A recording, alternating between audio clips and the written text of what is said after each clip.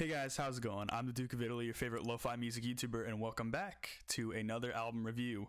And today, we are covering the only album that I have been requested more than 2 times on this channel, Babymetal, Metal Resistance. Now this is Babymetal's second full-length LP, and funnily enough, they've been getting a little more traction lately with some of their releases. I think it's a bunch of live material. I didn't really dive into it, but, you know, that's something for you guys to catch me up on because you love helping me catch up on Babymetal, so thank you guys for that. So Metal Resistance is the second full-length Babymetal album, and in some ways the style goes more progressive on a few songs, which some of you were kind enough to point out to me, as well as it does go a little more electronic. A little more synths are used, some electronic drums even, but for the most part the power metal core style is still there.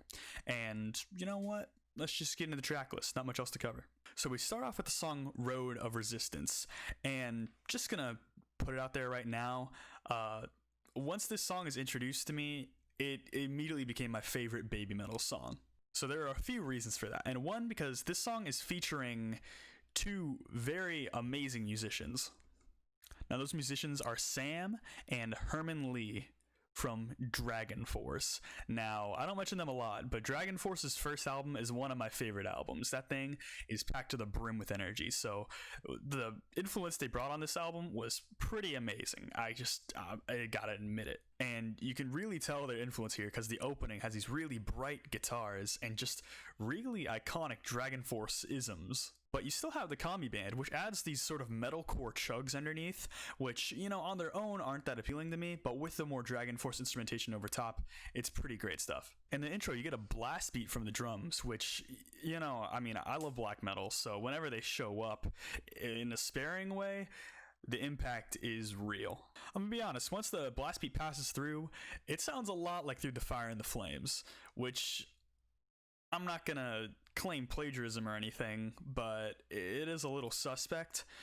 Fortunately, that song is great, so it's pretty great. Of course, you have Sue Metal singing over it, which was actually pretty great. Her voice is, again, a fantastic addition to the band here. And then you reach the chorus, which I think actually has the same opening chord as the chorus on Through the Fire and the Flames, but I cannot be sure of that as I don't know the theory. So yeah, the Dragon Force qualities here are a little cheesy, but I really can't complain because the power behind it is so much fun and the energy is really there that I can't help but kind of love this track. Unfortunately, this is followed by their single Karate, which is probably one of my less favorite tracks on this album. Of course, there are a lot of good things to say about this track, as it's not the worst track here, but it's just definitely on the weaker side, mainly with the chorus. But it opens up with a sort of pseudo-industrial beat, which you'll see happens a lot on this album. It gets tired kind of fast, but I've definitely heard worse. Of course, it transitions into the sort of power metalcore-ish sound we know from Babymetal. I loved just the way Sue Metal was singing on the verse. It sounded very interesting against the instrumental underneath it. Unfortunately, when the chorus comes in, it sounds pretty generic, a little cheesy at that, and then it really just sounds underwhelming. There's some vocal parts of just O's in the chorus, almost like they had nothing else to say, and just leaves me wanting more. Also, Moa Metal and Nu Metal's sort of spoken word chants aren't as appealing here as they could be, which, I mean, really, I was never in love with them in the first place, but here they're also kind of underwhelming. Also, the instrumental bridge here is just okay. I do think the transition to the last chorus was pretty nice, which by this point, it did grow on me a little bit, so the song has at least that. The next track is Dhamma Fever. It has this really cool, speedy synth opening, which then it goes back into the industrial sort of power metalcore sound that we know from the Kami band. One of the things I really like about the track is that the chorus is really impactful and it sounds really great. And the bridge is transitioned into pretty seamlessly, and then it builds a ton of energy into the last chorus. Overall, the build of the song works pretty well. There are some glitch elements on this track, which Babymetal wasn't known for before, but on this album they do approach once or twice, and while it is sparing, where they are at is pretty impactful. Also, I thought the drumming on this track was a good change of pace, and it was pretty effective. The next track is Yava. So this track is really interesting in its experimentation. It does start with the sort of metalcore type beat that we've known and gotten pretty used to by now, but then it almost sounds like a surf rock, sort of a laid-back metal surf rock rendition, which was pretty cool to me.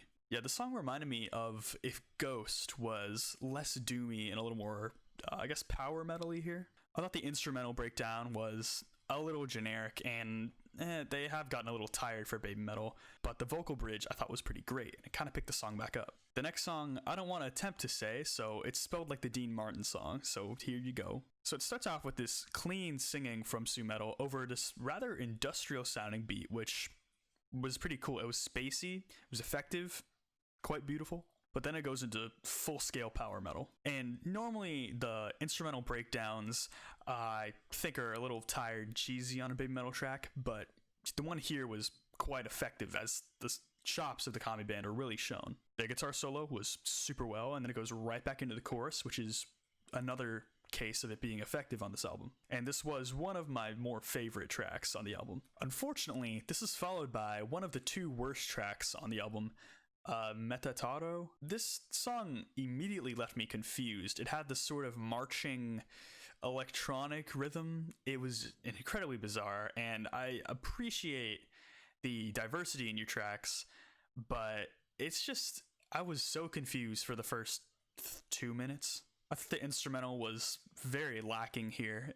I understand the beat, but you could have picked something other than just straight metalcore chugs. Yeah, just not a very gratifying track, and by the end I was pretty bored, so yeah, not my favorite here. Of course, the album does pick right back up with the track From Dusk Till Dawn. Now, the track does start with these synths that I'm not as much into, but fortunately the rest of the song has a ton of hype behind it and a lot of energy. It's got this light singing from Su Metal, which is a bit of a change of pace, and then it sort of transitions into these more crushing instrumentals. And I gotta say, as far as Su Metal goes, this is one of her strongest songs vocally. A lot of diversity, a lot of range is shown here, and she sounds as great as ever. I also thought that the instrumental breakdown was pretty legit here, and I liked it a lot. The next song is GJ.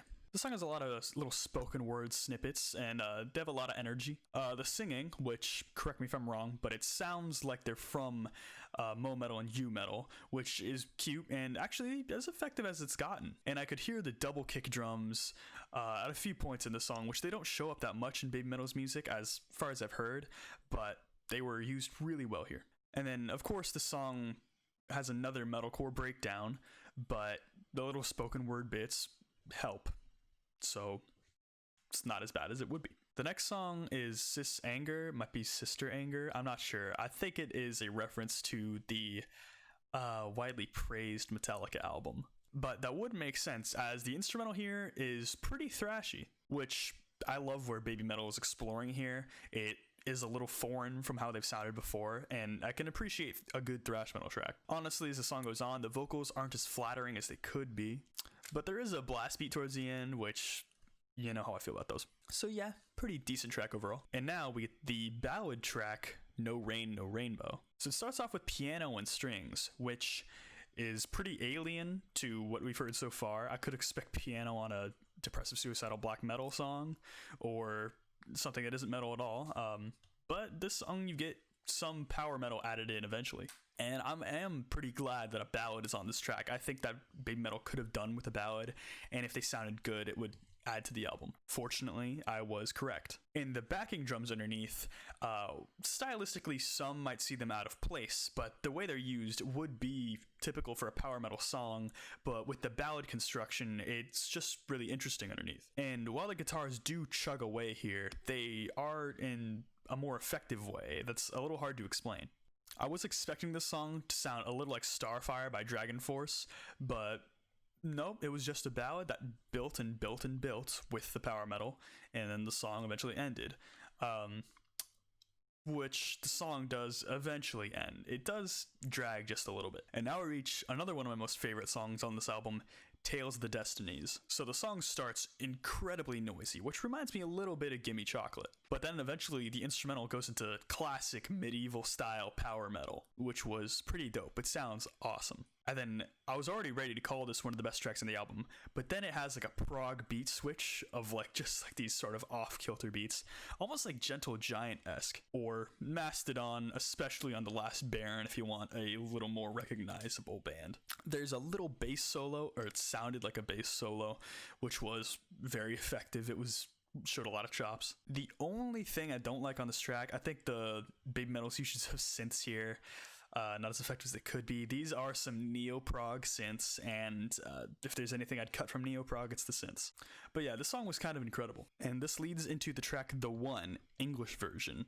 Now, as the song is in English version, I can kind of critique the lyrics. And no, I will not critique any language barrierisms if a word is translated a little weird. But I do think the song was translated in a way that was effective. The only issue, I think the theming is not as good as it could be. The starting guitar line of the track was very good to kick it off. It also was a little bit proggy. Think of Ayreon, but good. And I thought with the piano over the synths was a pretty good addition after the first chorus. So with the words, it's a little hard to tell what Babymetal means here. It seems to be about a story where it's singing to a main character and they can sort of unite with Babymetal and save the world, I guess. It does mention the end of the world, but just doesn't seem to build to all that much. And one could say, oh, but Duke, you could say themes are ineffective on Dragon Force songs. Well, they seem to have a narrative that has sort of a path that it follows. Here, this is just kind of saying whatever. The verses also repeat, so not as much to really build. Honestly, not as good as a previous track, but I did think it was a really good note to go out on. So that was the final track, and overall this album had a lot of strengths, and in a way, a lot of tracks on here are my new favorite Babymetal tracks. Road of Resistance being one of them, Tales of the Destinies being another. But there are just a couple tracks that drag this behind a little bit. Songs that I have no real reason to return to. Amongst that, there are a few mannerisms on this track that don't stylistically, in a way, bring this album any higher than Babymetal's first album. So while there are definitely more songs on here that I would return to over Babymetal's first album, I would much rather return to Babymetal's first album over Metal Resistance. Overall, I am giving this album a Holy Roman Empire. Just, yeah, a lot of good stuff, but overall, not what I really needed. But I did, in fact, enjoy listening to this album. It was a pleasant experience, and if you enjoy Babymetal sound, this is certainly something to check out. So, those are my honest thoughts on Babymetal's second album. Hope you guys enjoyed. If you did, I'd appreciate a like and a subscribe. Subscribing helps me out a ton. It's completely free, so you don't have to worry about that, and you can hit the bell icon to get notifications for my later videos.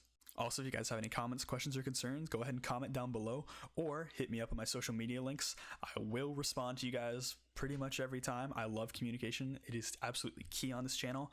And if you guys have any album recommendations or requests, I would love to fulfill them. I definitely have some space in for you guys. So anyway, that's about it. I hope you guys have a good day.